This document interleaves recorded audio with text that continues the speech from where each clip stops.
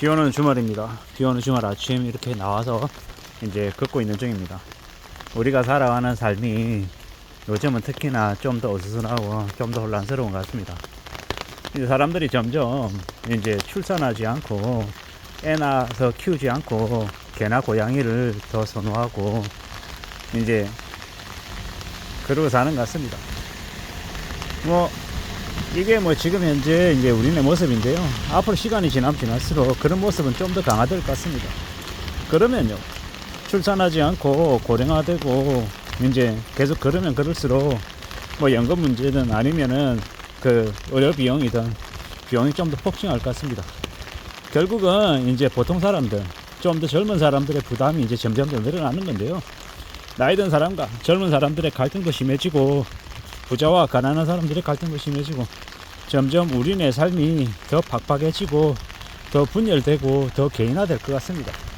그렇게 이제 각자의 사정에 맞춰서 좀 더 이제 허덕이며 살게 될 것 같다라는 겁니다. 이게 이제 앞으로 이제 벌어질 모습들인 거고 우리는 그런 모습들에 좀 더 적응하며 살아야 될 것 같습니다.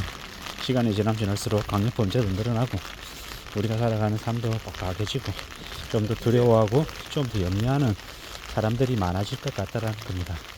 결국 이제 이렇게 변하면 우리네 사람들이 이제 더 이제 삭막해지고 더 개인적으로 변하고 더 이제 불신과 불만과 이제 이런 것들이 좀 더 많아질 것 같다라는 겁니다.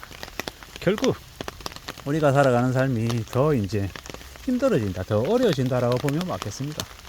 이제 고물가에 소비도 위축되고 어디 가서 뭐 하나 하기도 이제 더러 겁이 나는 이제 세상이 되어버린 거죠. 이런 세상에 살아가는데 안전하게 잘 살 수 있을까? 그게 이제 제일 걱정이죠. 안전하게 살 수 없을 것 같고 두려움이 더 많아질 것 같고 살아가는 게 더 빡빡해질 것 같으니까 더 이제 우려스러운 거죠. 우리가 살아가는 삶이 더 이제 막막해질 것 같다라고 보면 맞는 것 같습니다. 이제 앞으로 안전하게 산다, 별일 없이 사는 거다, 이런 것들은 아예 그냥 기대하기가 더 어려워집니다.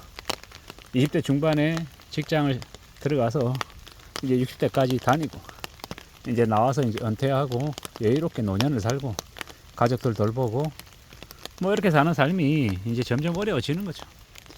지금은 너무도 잘 알고 있다시피 청년들이 20대 후반, 30대 초반에 자리 잡기도 어렵고 그렇게 비정규직과 임시직에 전전긍긍하다가 30대 한 중후반 넘어가면 결혼은 그냥 이제 연애도 이렇게 못하겠다 싶고 나몰라라 하고 그냥 혼자서 그냥 되는 대로 사는 인생들이 더 많아지는 것 같습니다. 일본에 보면은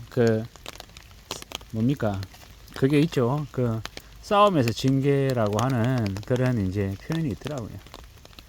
좀 씁쓸하지만 이제 결혼하지 못하고 이렇게 나이 드는 여성들, 이제 그들이 이제 점점 사회 문제가 되고 남성들은 초식남 이런 얘기들도 많이 나오는데 이미 이제 한국에서도 벌어지고 있는 일인 거죠. 앞으로 우리가 살아가는 삶이 더 외롭고 더 막막하고 더 빡빡해질 것 같다라고 보면 맞을 것 같습니다.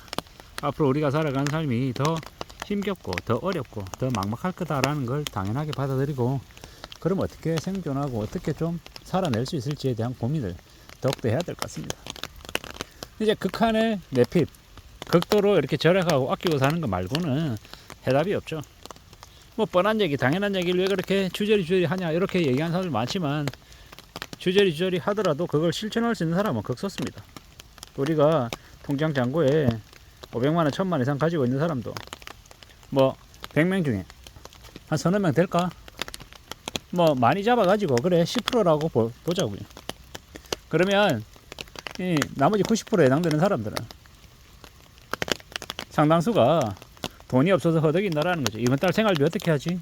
부족하기 때문에 카드 돌려막기 해야 되고 또 부족하고 빌려야 되고 이러다 보니까 삶이 매우 우울해지는 거죠. 그리고 삶이 정리정돈되고 이제 깔끔할 수 없는 거죠. 매달 메꿔야 되고 허덕이고 쫓기는 삶을 살다 보니까 엉망이 되는 거죠.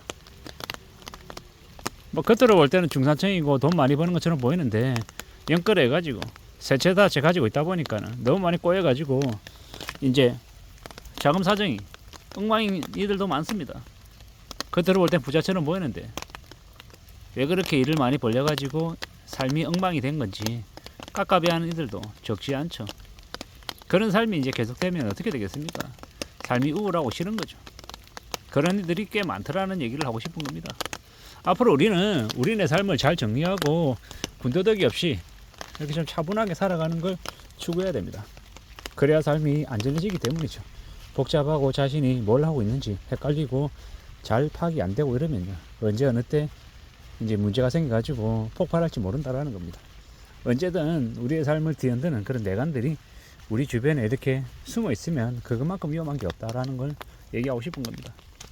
앞으로 이제 한국의 경제도 매우 우려스럽죠. 부동산 PF 대출, 뭐 저축은행 사태, 뭐 정권사 PF 연체 17%, 18%, 뭐 그리고 뭐 카드 사태, 이런저런 여러 가지 얘기들이 되게 많은데 결국 그건 피할 수 없는 거고 터질 수밖에 없고, 터지게 되면 많은 사람들이 아비규환으로 이제 절망 속으로 빠져드는 거고 늪에 빠지는 거고, 그러한 시간들이 이제 온다라는 거, 올 수밖에 없다라는 걸, 피할 수 없다라는 걸 명심해야 되는 겁니다.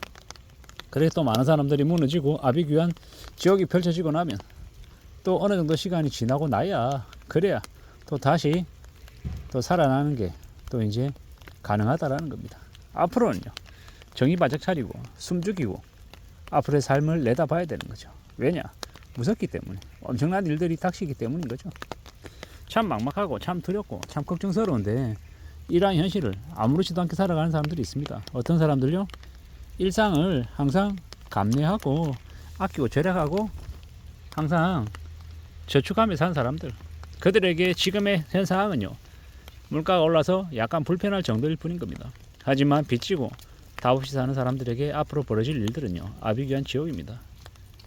우리가 어느 쪽에 속할지는 우리의 선택에 따라 달려있다라는 거. 그리고 지금이라도 상황이 많이 안 좋다라고 하면 최대한 빨리 수습하고 정리하고 좀 단촐하게 만들어야 된다라는 거죠. 그렇게 최대한 단촐하게 만들어 놔야, 그래야 삶이 유지가 되고 지켜진다라는 겁니다.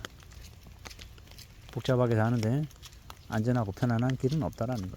우리는 삶을 항상 단순하게, 최대한 단촐하게 만들어 놔야 잘 관리할 수 있고 잘 헤쳐나가고 잘 극복할 수 있다라는 겁니다. 복잡하게 사는 삶보다 단촐하게, 단순하게 사는 삶을 추구하는 게 좋겠습니다. 그렇게 살아야 삶을 안전하게 잘 지킬 수 있는 것 같습니다. 단순하게 자기가 원하는 것을 하나씩 둘씩 축적해 나가고 생업에 집중하고 열심히 살고 건강하게 살고 가족들과 관계 잘 구축하고 산다. 이것만큼 소중하고 감사한 게 어딨냐라는 생각이 들었습니다. 그러므로 아무쪼록 우리는 좀 더 성실하게 착실하게 살아갈 공유를 해야 되겠습니다. 그렇게 사는 게 더욱 필요하다라는 말씀을 좀 드리고 싶었습니다. 누가 뭐라 그래도 잘 헤쳐나가고 이 힘들고 어려운 현실을 잘 극복해 나가기를 바랄 뿐입니다. 이상입니다.